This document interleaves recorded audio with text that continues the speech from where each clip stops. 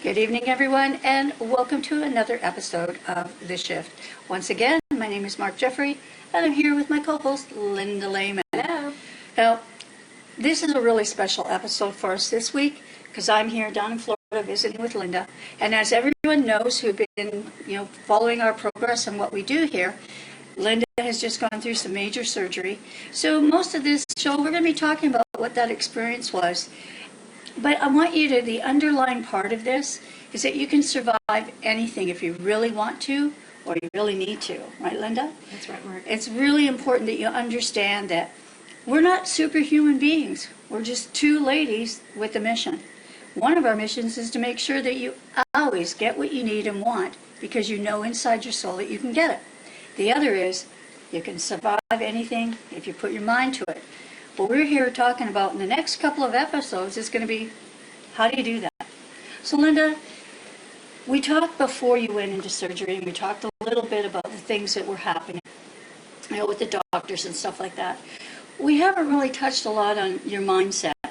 We did a little bit before about going into it and you're feeling strong and you look great and you're doing all the healthy things.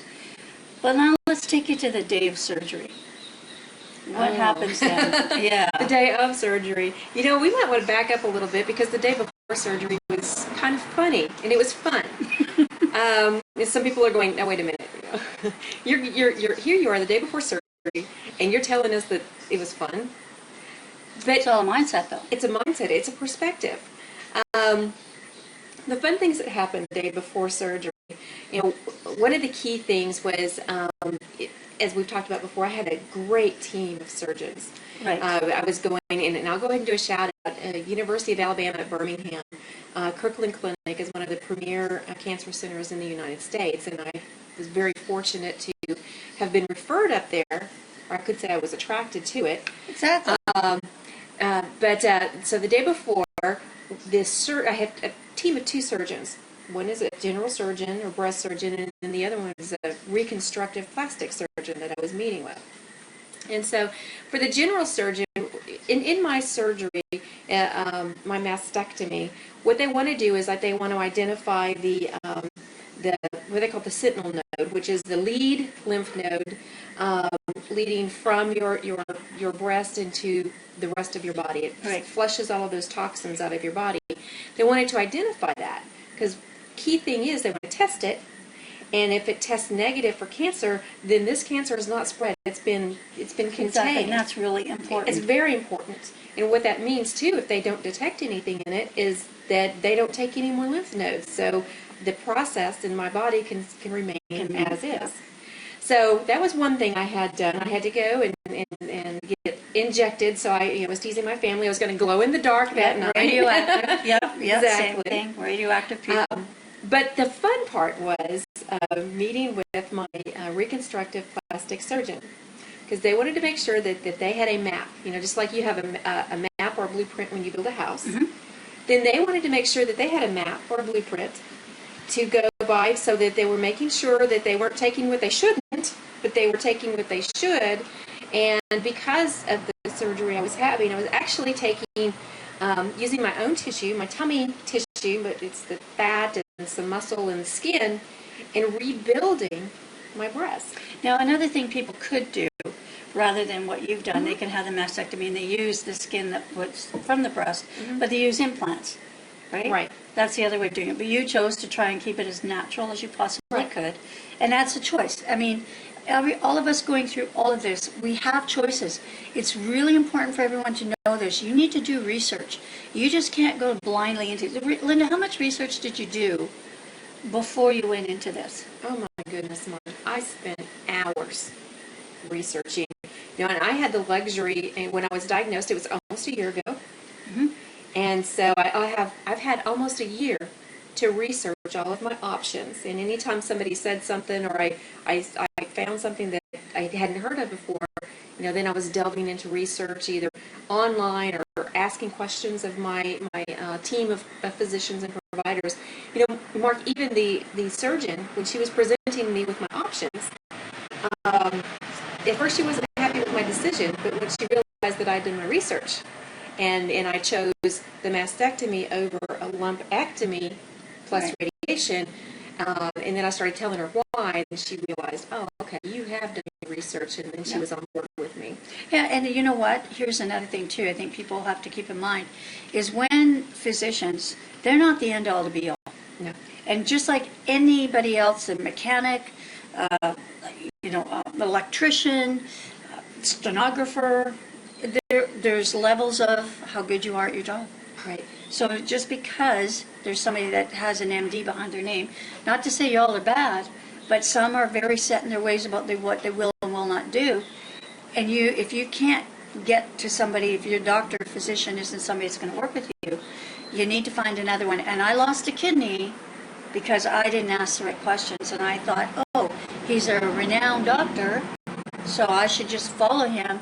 And yeah, so here we go. Yeah. Do your research. Yeah, let's do your research. Do your research. Okay, let's follow down the rest of the journey because we really want, I know we only have a half hour on our show, but we're going to try and get through as much as we can tonight. Exactly. So anyway, long story short, the surgeons drew out their beautiful map on my torso. So I had markings from here all the way down to here and everywhere in between, because they wanted to make certain that they knew what the midline was.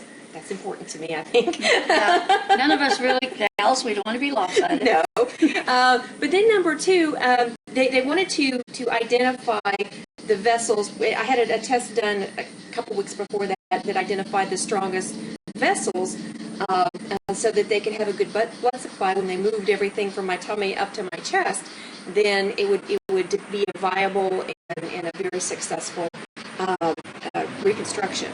So that was the fun part, because we were in that room. I have to tell you, it's all how you approach it. We were joking around and laughing, and I know some of the lines I had to redo because I was giggling and it kind of squiggled a bit. But it was fun. Yeah. But then that took me to the day of surgery, and I have to tell you, I had to be at the hospital at 5 a.m. because I was like first on the docket. And so I didn't have a whole lot of time to worry. I know a lot of people get very afraid of the surgery when they go to any procedure. On the bed, like when they put you, like you're all people taking blood, doing this, doing that, then it's kind of like everyone leaves and you're in that hallway, you're in pre-op by yourself. Exactly. And that's the moment where things start, I'm here now. I'm here. And you can either spend that time fretting, or what I did, Mark, is I did have a moment when there wasn't anybody else in the room, and I just relaxed. I just went inside, and I told myself, this is the next part of my healing process. And I kept repeating to myself that this is good. I have the best of the best. Everything is okay. This is the next step that my body needs me to take to completely heal itself. And I tapped into my belief, and belief is so important, Mark, because I asked myself, do I believe that when they take this breast out and they rebuild it, that the cancer will be gone? And it was a resounding yes, coming back. And so I just relaxed and breathed deeply. Yes, I believe that once the surgery is over, I'm healed and I'm well. And that brings, kind of into another part of the fear, and the fear that we have of unknown, and that belief. Like I was the same way, 2 or 3 weeks in, saying, "Well, I know I'm going to be fine," and they're going, "There was no way of knowing that because I'm going. That's fine. You'll do what you need to do, but I'm fine now. I'm good with this, and I know that I'm going to be fine." So there is that calmness, but I know, and that's because we have years of experience and training in doing this. But can you all do it? You can do that because it's that breathing. When you start shaking and you start shallow breathing, adrenaline starts flowing, and now you're way up there. If you just can get that moment to just say, stop and breathe. Hold it in, release it. And while you're releasing it, saying, the negative is going, I'm okay. And you may have to, I know the first few times, I probably just about passed out from, okay, going to be fine, and it really wasn't working for me. But eventually I kept through it, where at the end of it, I am fine. Okay. And I Well, knew it, and that's what you're talking about, Linda, that inside, the face in the mirror, only you in that room, I'm good. It's when you can't say that you run into problems. You're going into a major decision. right. Starting a home business. We talk to entrepreneurs all the time. You know, what do I need to do to start it? Belief in yourself is number one. I mean, true belief, not the belief that you get from somebody else saying, hey, this is a good deal, you got to get in tomorrow, cart's closing, whatever. It's, can I really do this? Can I really do this? Do I have what it takes? Am I going to persevere? Right. So, okay, so now we're into the surgery. And your time, and I know I talked to Randy. We should have had him on the show. We'll get him here next time. Because I have some time I'm going to be spending here, so we might throw in a few more films here as we go. But he was left, poor Randy, in the waiting room. But I really was impressed with the setup that they had for communicating with the families. But I'm sure that gave you, yourself, being, well, I know Randy's going to be looked after. Right. So you could, I love how they have that set up there. Right. They were in constant communication with my family. Both the OR nurse would physically call them on their cell phone about every hour and a half or so. Plus, they had a secure board, a number system to where the family was given a number that associated with me, and they could watch this board and see where I was in the process. And I really appreciated that, and they told me that this is what was going to happen, so I knew that they were going to be well informed, because my surgery, Mark, lasted 10 hours. I know, I was on the other side of the phone, Randy. I didn't have the board, people. I just had Randy. Is she out yet? Where is she? How is she? Doing all of that. So I can understand. I mean, I was waiting for, everything. I know a lot of people, our listeners were in communication on Facebook and emailing me, and how's Linda? And we've got to thank you. We have the most loyal fans and listeners here. It does. I almost start crying every time I talk about it, because we started this show with a thought and a prayer of what we wanted to communicate and who we wanted to be to the world. And luckily for us, with the medium and what we do and how we do it, people are out there and listening, and we know that we're changing lives because we get people, again, calling us, emailing us, putting on Facebook, and letting us know that, I needed that exact statement at that exact right time. So we got to thank you for keeping us in there. But I know that we don't have to worry about television ratings, Right. and everybody knows you never know what's going to happen on this show. But we hope you learned something from it. So tell us a little bit more about what happened and how you felt the recovery part of this. It's been only a couple of weeks. Yeah. Looking great here. Yeah. But tell us, what happened and when you woke up and how you felt about things. And Well, when I woke up, the world was spinning. I would open one eye. If I opened both eyes, it was all kind of jumbled up, and so I just did one eye at a time. And the first thing I saw was my family. My mom was there, my oldest daughter, and Randy was there, and so I just kind of sort of coming out of the anesthesia, remember thinking, oh, hi, family, and then I just told them good night, or night, I think is what I used. But yes, there was pain, but it was manageable pain. Again, it's something that I could breathe through. Of course, and then they give you this little clicker thing. It was wonderful. And by the next morning, I was actually up, sitting in a chair and walking, because I was determined to get home. We had a ball game to watch on Saturday, and I wanted to be home for that. And so in order to do that, then I needed to push myself a little, push those limits a little bit. I mean, I could have laid in bed and I could have said, oh no, it hurts too much, I don't want to move, don't touch me. And they would have respected my wishes. Even though they were encouraging me to get up and get moving, they would have respected it if I'd said no. But no, I got up, and the more I started moving around, the less pain I had. So it was very good, and I did get released on that Saturday so that I could come home. But I know we're probably going to run short on time, but there was another piece that I wanted to talk about on the show tonight. That if things happen and moments happen in our lives, and sometimes we don't connect all the dots until after the fact. Exactly. And so, and I know that I'm going to take you back a little bit. Okay. We were both in Peru together, That's right. and that was in May of 2011. Yep. And there was this one ceremony that we went through. We were at the water temple at Japan, Yep, yep. and I can imagine that this looked really amazing from the air. I would have loved it if somebody had flown over and taken an aerial shot, because here we were on this big plateau. Yeah. And so part of the ceremony that the shamans were taking us through, and it was voluntary, so you could either participate or not. It was up to you, and nobody really cared. But it was a sunny day, and so we all had our heads covered, and what was happening was the shaman was coming around, and he was drawing, Yep. just looked like a jar of water and a paintbrush, and he was drawing different symbols on everybody's stomach. And, he said that he was being led by the spirit to draw whatever it was. And so basically we all laid there until it dried about 15 minutes, and then, there was nothing there. You looked and there was nothing there, right? Exactly. Just my stomach. Yep, no big deal. A little So, sunburn, but just my yeah, stomach. that's a little pink too. So, anyway, but fast forward to the next morning, Yeah. and lifted the shirt, and there's just this very intricate design going on my stomach, and I know everybody's was different.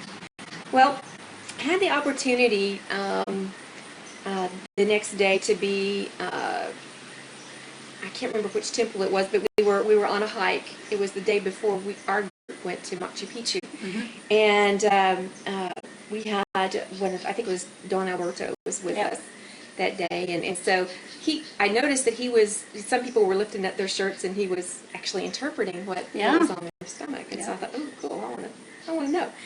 And so it was so cute, because I said, oh, please, can you do me? And so I lifted my shirt, and he goes, oh.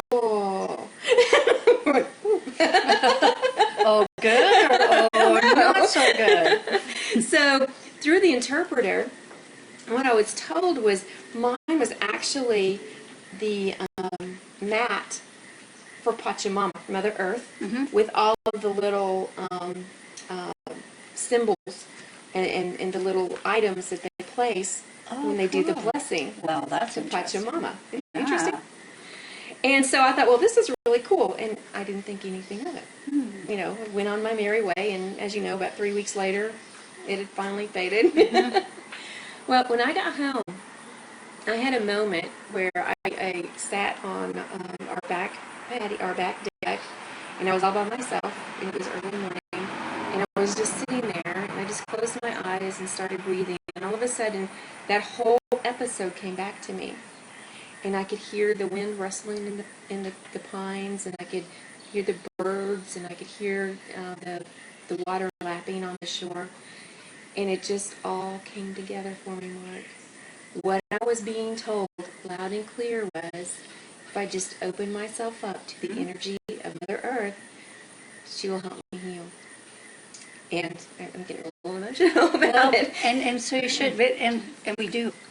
Because, and I think you'll find that all of us, when we, Deepak Chopra, the people that we listen to and we study and we try to emulate, when you are open like that, you are very, very vulnerable, for all of this to and it's emotional. And it's not ridiculous, okay? I'm the most logical person. You are. On earth. And that's what I do. I analyze things. And that's what I did when I was going through my journey. I analyzed every piece of information I was getting and logically make decisions based on it. But the same thing, I still to this day say it's luck, happenstance, belief, our Lord, Mother Earth. There is a force, however and how you believe it, when you believe it, in whichever way you believe it, that helps us heal, helps us grow, helps us become the people that we want to be. And that's why we know you can be anything you want to. Anything you want to. And I did this on, I think, a Facebook post not a couple weeks ago, maybe even last week, about how does it happen when we're children? When we could be anything. Right. Anything. What do you want to be when you grow up? I'm going to be a nurse. I'm going to be a doctor. I'm going to be a pilot. I'm going to be... We had no limitations on our lives. And then through the process and conditioning, all of a sudden, We There's a put limit. limitations. Yeah. And again, and it's funny, you did it, I mean, you come to that core when you come, you're back against the wall. Mm-hmm. Like when, and that's what I'm saying. I know now that when I have to perform, I can do it. And no doubt in my mind, not a one. Right. I just don't think about it. But internally, I've always been marching to my own drummer, as you do, as many of you out there do as well. But see, everybody would say to me, well, you know, get in line. Don't be unique. Well, I'm telling you, be unique. Be yourself, exactly. Let that person out that's just clamoring to get out there and show you this magnificent world.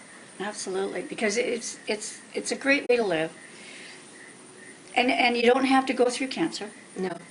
You don't have to, you always get to make your own choices. And that's one thing that I think too many people follow the pack. Mm-hmm. Wherever the pack's going.